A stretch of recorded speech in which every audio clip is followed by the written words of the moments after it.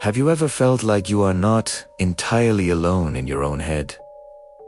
Like you are a passenger in your own body sometimes. Most people dismiss it as anxiety or a rich imagination, but I know the truth about people like me.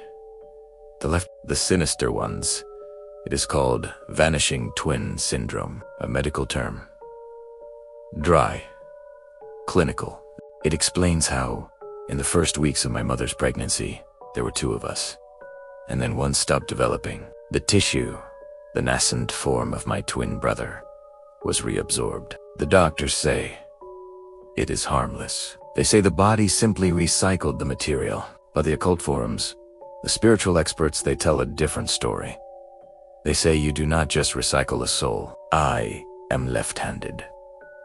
My dominant hand is the one associated in mystical traditions with the moon, with intuition, with the shadow world. It is the vessel, they believe, where my twins' essence settled. They call us womb twin survivors. And what we absorbed was not just protein and bone. It was a consciousness, a memory, an untapped reservoir of another life. You see, a twin bond is the strongest there is. A soul contract made before we even had lungs to draw air. And when that contract is severed in the dark, a piece of that lost soul does not just go poof. It is tethered. It becomes a permanent passenger. A parasitic shadow. I feel it most intensely when I am creating. When I draw or write with my left hand, the ideas that flow are never just mine. They are too sharp, too unsettling. I create things I would never dream of while I am right-brained and logical. It is his energy, his forgotten existence fighting to be known. And the silence, the constant, low-level thrum of profound loneliness, the feeling that a part of me is perpetually missing that, is the grief of a bond that never reached the light. It is his longing echoing in my cells. Some say we are chimeras,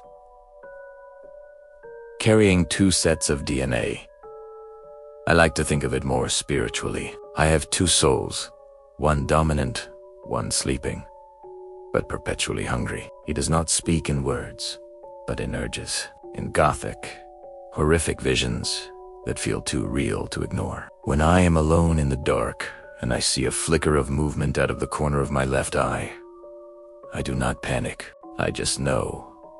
He's looking through my eyes again. He's remembering what it felt like to be absorbed, to have your entire existence reduced to a cellular whisper in the hand of your survivor. And sometimes, when I make a choice that is deliberately destructive, deliberately sinister, I know it is not me at the wheel. It is the shadow twin, taking a moment of perverse revenge on the world that denied him form.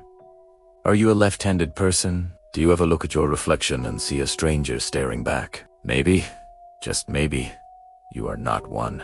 Maybe you are 2.0.